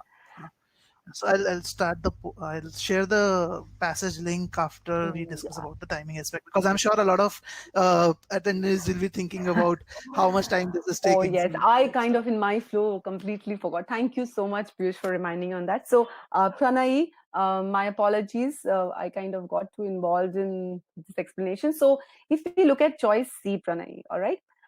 Choice C is saying that the problem with induction is it cannot draw up a predictive model unless and until it has studied all the individual cases.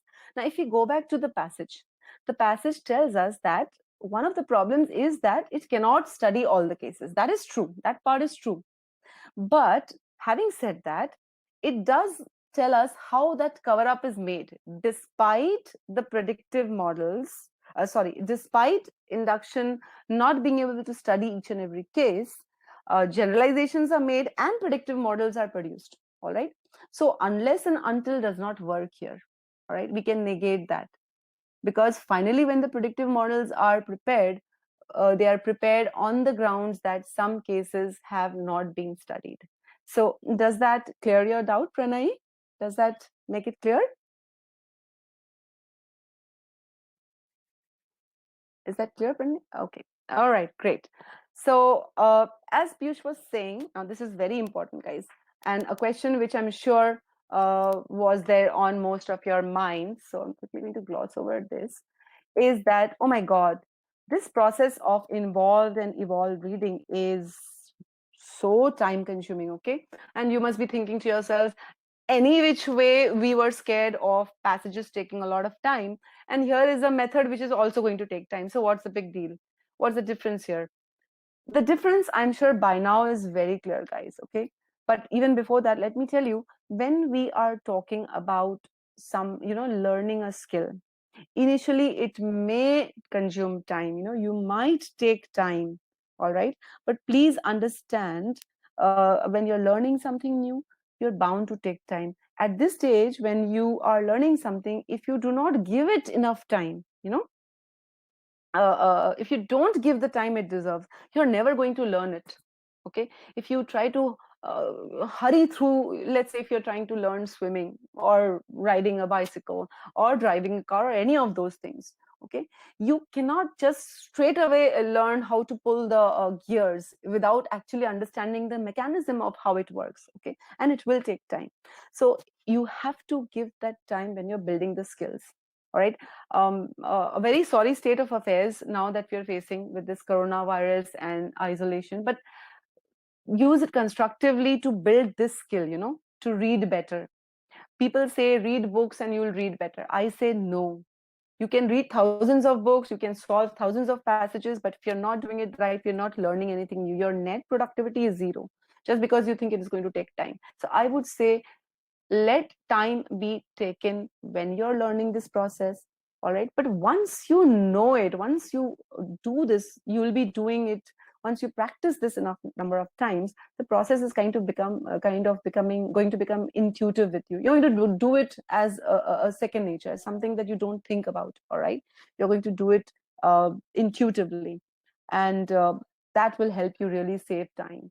So once you do it intuitively, you will be able to map the passage, you will be able to understand the flow of ideas, you will be able to derive what the author was trying to say, and therefore you will be able to solve the questions with ease, with confidence. You'll be able to eliminate the incorrect choices without having to refer back to the passage time and again. So you're going to save time. The time that you're going to take to solve the passage, that time you will, let's say for example, if you usually give your passage some 1.5 minutes or 2 minutes, and then you rush to the questions. Now what you do there is, because you haven't understood the passage, you go back and forth between the passage and the question, so you anyways take up time, and you get the question wrong also. Okay, so your accuracy is gone, your time is gone, and obviously your score is also gone. Instead, give the time due to the passage, so that when you go to the question, it hardly takes any time, and your accuracy is up and your score is up. So what might look like a very time consuming process eventually balances out and gives you a much higher score. I hope that is this point I have been able to drive really deep in your minds, guys. Do not think of this process as time consuming. Okay, this process is actually going to help you save time later on. All right, so with that thought, let Piyush is going to share the link with you guys to that passage. Yes, Piyush, it should be there. I'm doing that right now. Okay. I'm just going to put it on the And I sticky want you message. guys to follow the process of involved and evolved reading while solving the passage. Okay, I want you to do that for for your sakes, guys. So your time kind of starts now. All the best, guys. We will bring up the poll once that 8-9 minutes is over. All right. So you just mark your answers or write down your answers somewhere so that you can put it in the poll later on. So I'm going to mute myself now, and the link is there. I've shared the Yeah. link, so we will be muted for another 8 to 9 minutes. Please solve the question and then be here for the polls.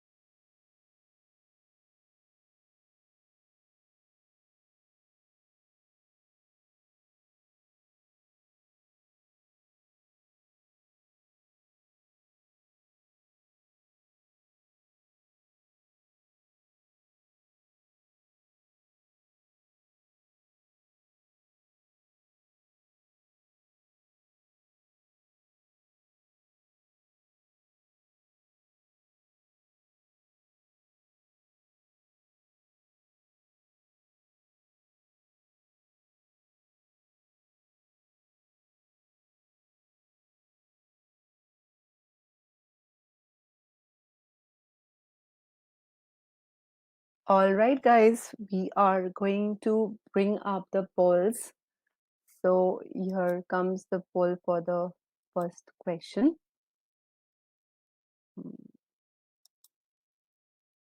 Hold on a sec.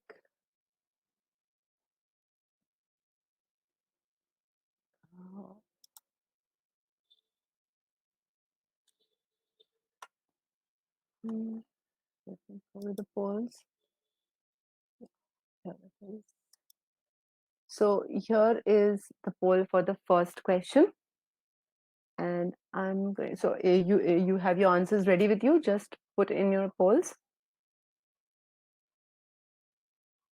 so that I can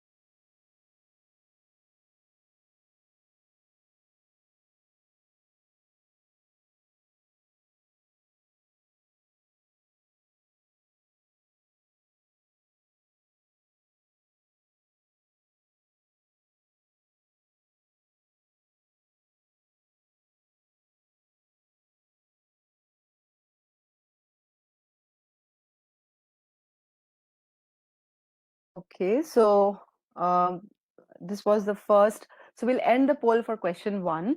It's coming as Q3. The question is headed as Q3, but actually it is the first question of this passage. So let me see. You guys have 11% of you have marked A, 16% of you have gone with B, 33% with C, and 5% with D. Okay. And we have 33% of you again for choice C. All right, so hold on to that. We'll move to the next poll. So question 4 is actually going to be question 2 for you, okay? The second question. Here comes the next poll.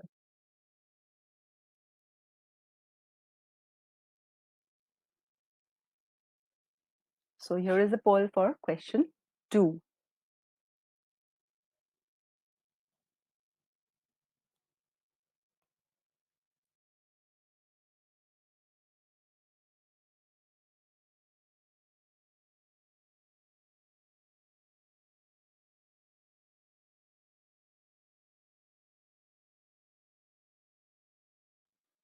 All right, we're going to end the poll now for question 2. So let's see. 52% of you have marked choice B as the correct choice. 15% of you choice C. 21% of you choice D, and 10% of you choice E. So the most popular choice for this question is choice B as compared to choice C of the previous question. Here comes the poll for the third question.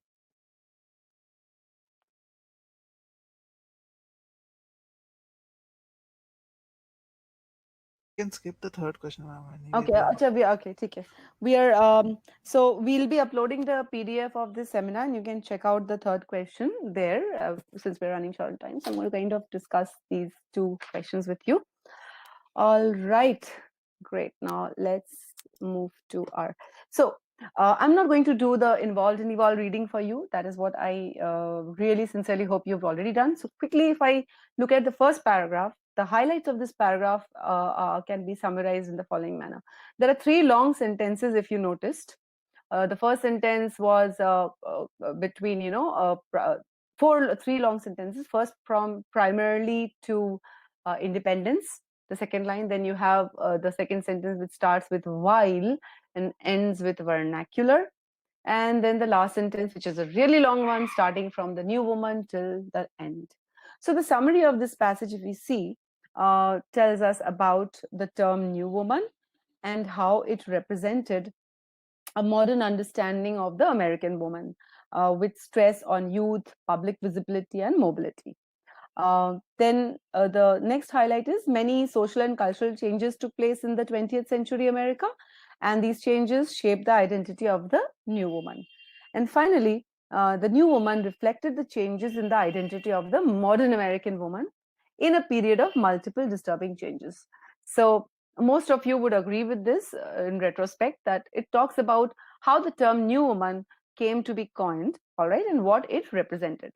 Okay, let's move to the second paragraph. Here it is.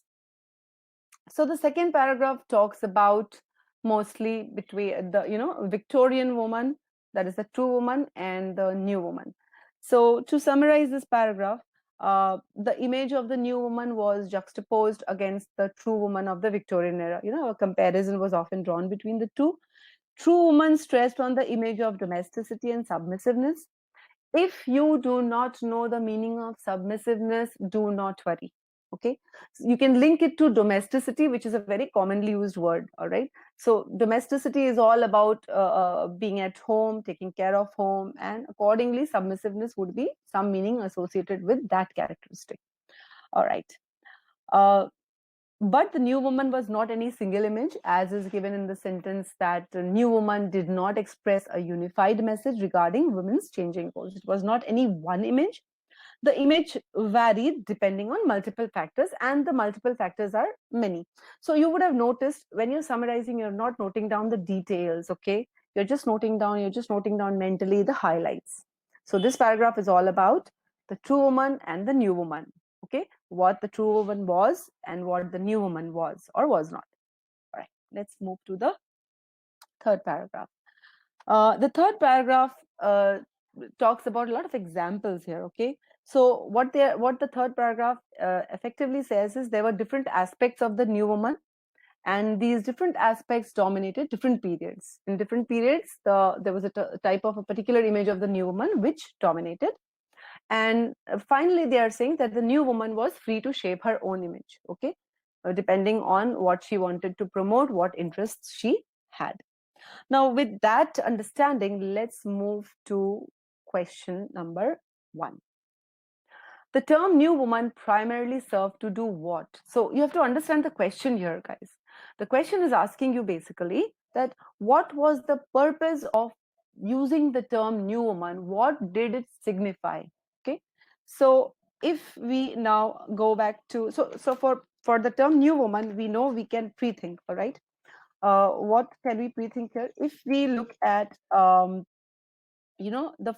following lines, if you refer the following lines with special emphasis on these words, the new woman emerged out of social and cultural changes, okay, and as such offered. So the portion between the dashes is just the examples of the various changes, guys, and the part after the dash actually takes off from right from the beginning. So you can kind of read the first part from the new woman emerged out of different changes and offered a way to understand women's new visibility, okay, and it also helped to define modern American identity in a period of unsettling change.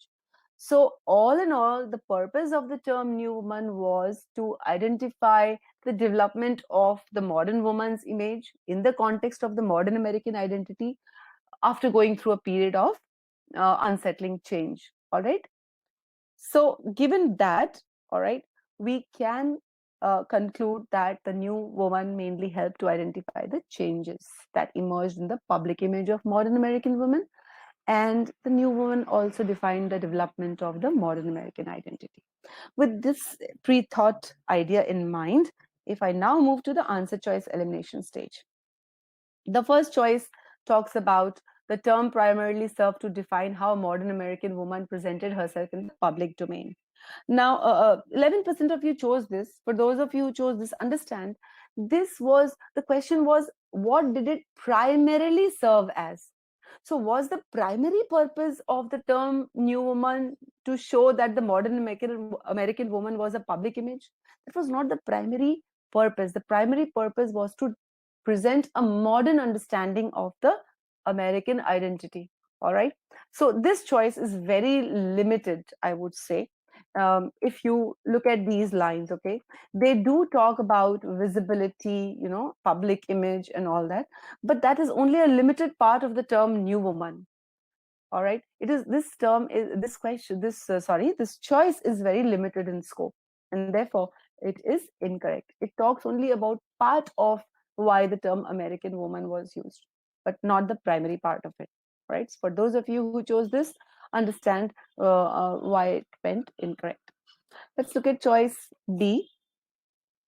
16% of you chose this. So the term new woman primarily served to indicate the emergence of a new type of American woman. Now, when you say a new type of American woman, it's not about a new type. It's about a modern understanding of the American woman. Okay, so using the term a new type of American woman is a distortion. Okay, the idea was a new image of the modern American woman, not a new type of woman. The woman was same, only her image was very different. It doesn't mean it was a new type of woman. Okay, so moreover, if you look at the second part of this choice, it says a new type of American woman who defined and dictated the changes. Now the American woman did not dictate the change, she was a product, an outcome of the change. Okay, so this whole thing is a distortion and is not the correct answer choice. Let's move to the most popular choice for this question. Define. So the term primarily serves to define both the changes in the public image of the modern American woman, yes, and the modern American identity, yes, in the context of the changing society. And this comes closest, so this we can keep. This is in line with what we were pre-thinking, all right? And this is actually the correct answer choice, all right? We will look at the other choices shortly, but this is the correct choice. It talks about the primary purpose of the term new woman, presenting a modern image of the American woman, which was a more public image, and identifying the modern American identity in the context of the changes that were taking place in the society. Let's look at choice D. Uh, choice D, I don't know why 5% of you chose it, because in this paragraph, we don't even talk about, I mean, the term new woman was not primarily about comparing the term with true woman. That was a part of the discussion in the passage, but the primary purpose of new woman was to talk about the modern American woman. I think a lot of you might have been misled. Some of you might have been misled by the term given here, shaped by unsettling changes. Please, guys, do not look for familiar words from the passage and familiar words in the answer choice and choose based on that. Don't. That is not the way to solve these questions. In fact, more often than not, you will see that GMAT uses very different terms in the answer choice than used in the passage for the correct answer choices. So do not get misled by seeing familiar terms. There would be distortions of ideas, there would be half truths, so you've got to be careful there. So again, the purpose of the term new woman was not to draw a contrast. We are told in the second paragraph the term was often drawn often put in opposition, so that was not the primary purpose. Let's look at choice E, which was 33% of you chose choice E, and 33% of you chose the correct answer choice. So that means there must have been a confusion between E and C. Let's see what the confusion was. So choice E is saying that, let's see what this choice is saying. The primary purpose of the term new woman was to emphasize the youthfulness. Well, was that the primary purpose? Okay, it was not just to emphasize certain aspects of the modern woman. Yes, the modern woman was more youthful, more mobile, more independent, and so on and so forth. But then that the purpose of the term was not to emphasize these aspects only. The purpose was broader. So I would say this choice is again limited in scope. Okay. Mm. Uh, so the primary purpose was not just to emphasize certain aspects as. So I hope those of you who were confused between C and E, you'll be able to see choice E is broader in aspect. It captures the essence. The primary purpose was to define what was the American identity in terms of the American woman and how that identity was shaped by various changes. Okay, so choice E is limited in scope, and that is why it is not the correct choice. I hope all of you can see that, guys. right? And I hope you can understand that following a certain process that involved in evolved reading is definitely very, very important. Having said that, it is also very important to analyze the answer choices closely. Okay, and in our course, we actually take you through the process of how answer choices are designed to be incorrect in GMAT RC questions. Okay, so that is another discussion altogether. I'm not going to dwell on that. Here comes question 2. Which of the following can be correctly inferred from the passage? Now, uh, this is an open question, so you can't pre-think for this. You have to take up each answer choice and see whether you can infer that from the passage or not. So let's see. According to the first answer choice, a suffragist can never dress like a flapper. Now, if you refer to this part, okay, it says very clearly that a new woman could be a suffragist. So, who is a suffragist? An activist for women's right, or she could be a modern socialite, a flapper, a modern socialite. So, she could be various anything. Now, concentrate on the highlighted words. Okay, oftentimes these images and meanings overlapped, allowing women to adopt some characteristics while renouncing the others. Okay, so it is possible that a suffragist who was an activist for women's right could dress like a modern socialite. She could adopt that characteristic. All right, so she could adopt it, and therefore this choice is actually saying the opposite of what was being said in the passage. So none of you chose choice A. Let's move quickly to choice B. 52% of you chose this. And I'm so happy that this was a difficult question, guys. I'm so happy that such a huge percentage of you got that right. Kudos to all of you. And I'm sure you will agree with me that involved in evolved reading helped you choose this as the correct answer choice. Okay. So in both the questions, question A, question 1 and question 2, a healthy percentage of you chose the correct choice. Just goes to show that if you're following the right process, you will come up with the right answers. So here it says an African American new woman. Okay, so a new woman who was from an African American origin could be very different from the American new woman, even if both were contemporaries. That is, even if both belong to the same time. Now refer to the lines here. The new woman did not express a unified message regarding the women's changing roles. Okay, they varied by region, they varied by race. So African American, whether only American, whether belonging to the same time, they could have been very different from each other. They did not express the same message regarding their changing roles. So this choice can definitely be inferred. Moreover, it is given to us that race factored into one's ability to adopt and shape the meaning of different images. So clearly, the race in this case could have made the new woman of one race very different from the new woman of another race. This choice is the correct choice. I'll quickly go through choice C, D, and E because some of you did choose those. Look at the word always. It's a distortion. Nowhere in the passage is it given that it was always the social and political changes that defined a new woman of a particular period.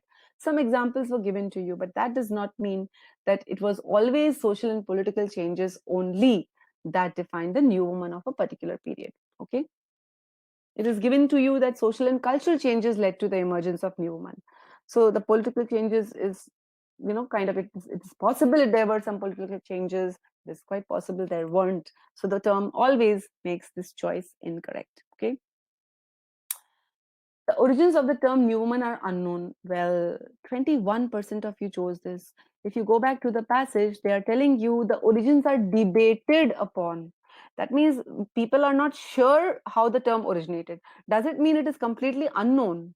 Okay, so there would be some origins that so somebody would say the origin was A, somebody would say the origin was B.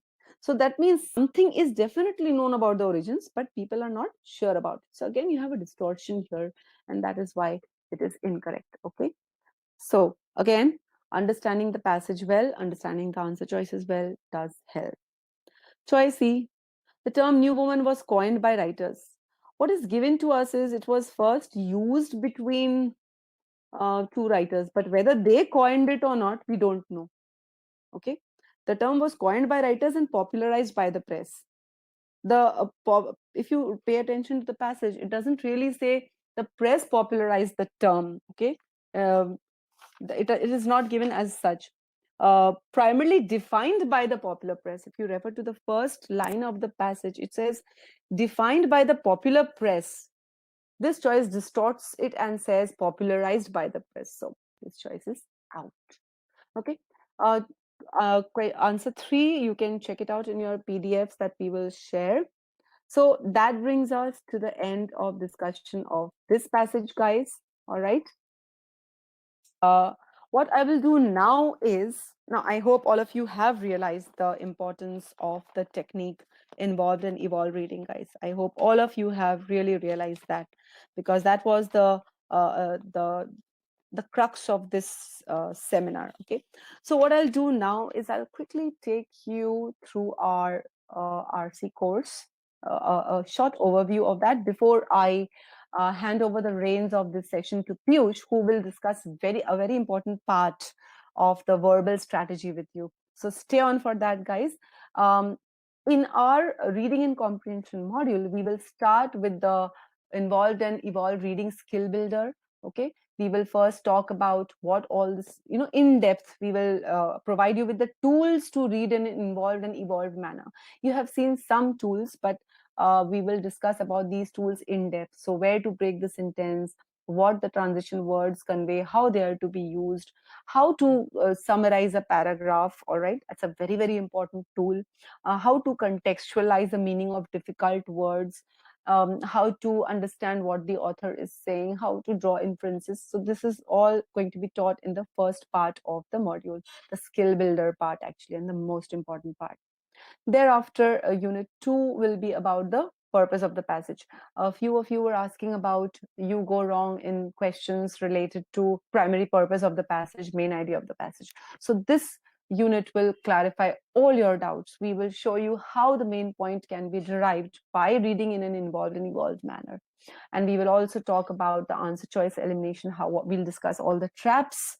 We have seen some of the traps here, the limited scope, the distortion, the opposite answer choice. Okay, so many more such traps we will discuss there.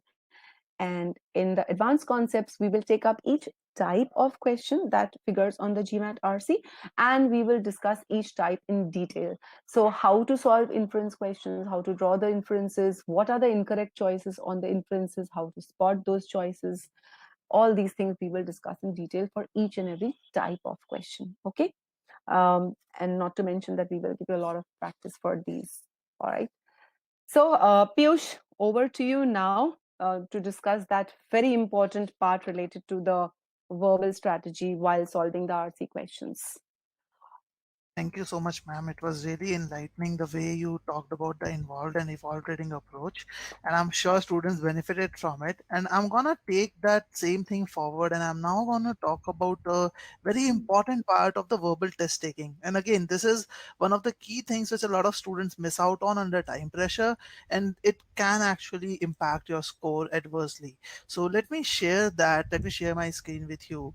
And I hope I'm audible to all of you. So what I'm going to do is I'm going to talk about a case in point, which was the actual scenario, a true scenario which happened with me on the test day. Okay. So when I was towards the end of the verbal section, this was the scenario that I was facing. I had 14 questions left to be attempted, and I had just 19 minutes with me. Okay. Now, those of you who don't know how many questions are there on the test, there are 36 questions and you have around 65 minutes to answer them. So it's 1.8 minutes per question. But as you can see, now I was running very short on time. I had less than 1.5 minutes per question available with me. But that's not all. What happened then was I got a RC passage which was weird and convoluted. Something which talked about medieval ages, nurses, doctors, all those convoluted things. I spent some 10-15 seconds reading the first few lines. I couldn't understand it at all. It was such a convoluted passage right in front of me. And then I was really thinking, what should I do now? I'm gonna get 3 to 4 questions from this passage. It's a very convoluted one. I'm running short on time. So what do? I had two choices in front of me. Choice A was really very tempting. This choice was to basically skip some of the questions. basically go through the passage, maybe do some questions which are direct ones, or do them half-heartedly, very quickly, avoiding the usual approach that I generally take. The second choice was I do this RC really, really well. I give it my best, I do it well, I get it right, and then I be selective with the last 10 questions. Okay. And before I answer this, I want you to ponder upon this. Imagine yourself in this scenario and tell me, what will you choose as a student if you were in a scenario where you had 14 questions and just 19 minutes left? What will you do between A and B? Please think about it and tell me in this, like in the poll over here. I have just enabled the poll, so you can put it over there in the poll. And I would just think about it. You're in that scenario, you have a very tough passage in front of you. What do you do? How do you go about approaching that passage? Okay, so I have a good number of responses. I'll wait for a few more. And this is a very, very important question. I want you to imagine yourself in that place.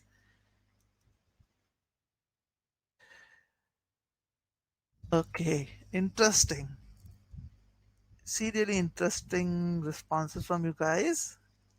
Okay, I think the most of you have voted for it. Some people might be changing their votes as well. So let me end it. As you can see, the there's an equal split. Thankfully, a good number of you are voting in favor of B and choice B, and that is what I actually did. It was a big risk, I would say, considering that the passage was really tough. But this is how I thought. I'm not going to tell you exactly, like, it's not important what I did. It's more important why I did that. So let's understand why I did that. So if I go with option A, what am I really doing? See, whatever I have done till the first 22 questions. So I was at the 14th question. So like last 14 questions. So I had done 22 questions already. Whatever I've done till then, I knew that since I have a very hard passage in front of me, it's a very convoluted passage, probably it's a very hard passage. What it basically means is I've done really well in the first 22 questions. And that's why now this next 4 questions are going to be really of very high value. Okay. And if I get these questions wrong, if I'm skipping them or doing them half-heartedly, I'm basically going to score low on high value questions. Okay, which is technically a crime. I'm basically doing injustice to myself because I have put in so much effort on the first 22 questions. Now the GMAT has started giving me hard one, and I'm going to skip it. Probably that's the worst mistake I can do. I thought it this way, and that's not all. If I get them wrong, I'm getting them wrong to basically save time for the last 10 questions. All right. But if I get them wrong, the last 10 questions will be of low value. It will be of much lower value than the ones that I have right now. So I'm not just hurting the questions that are coming next, the 4 questions. I'm also going to hurt my performance in the questions that come later. So I would have probably ended up with a score of 36 to 39 if I went ahead with this first approach. However, what I did was I went for the second approach and I made sure that I do these questions really well. I, in fact, spent 5 minutes on just reading the passage. I spent 5 minutes, I was under pressure, but I knew that I have to get it right. And the only way I can get it right is by reading the passage, by using involved and evolved reading approach. I made sure I stay calm. I understood everything, spent roughly 4 minutes on rest of the questions. So I just one because of my involved reading, I already knew why a particular choice was incorrect. And it was so much easy for me to eliminate those choices. When I ordered my ASI, I found that I had got everything correct in the third quarter. And that's what helped me to get more high value questions in the last 10 questions. And what I simply did was I attempted half of them, made sure that I do not make consecutive mistakes, just attempted them very smartly. And I ended up with a score of 41. Okay. So why I wanted to discuss this strategy?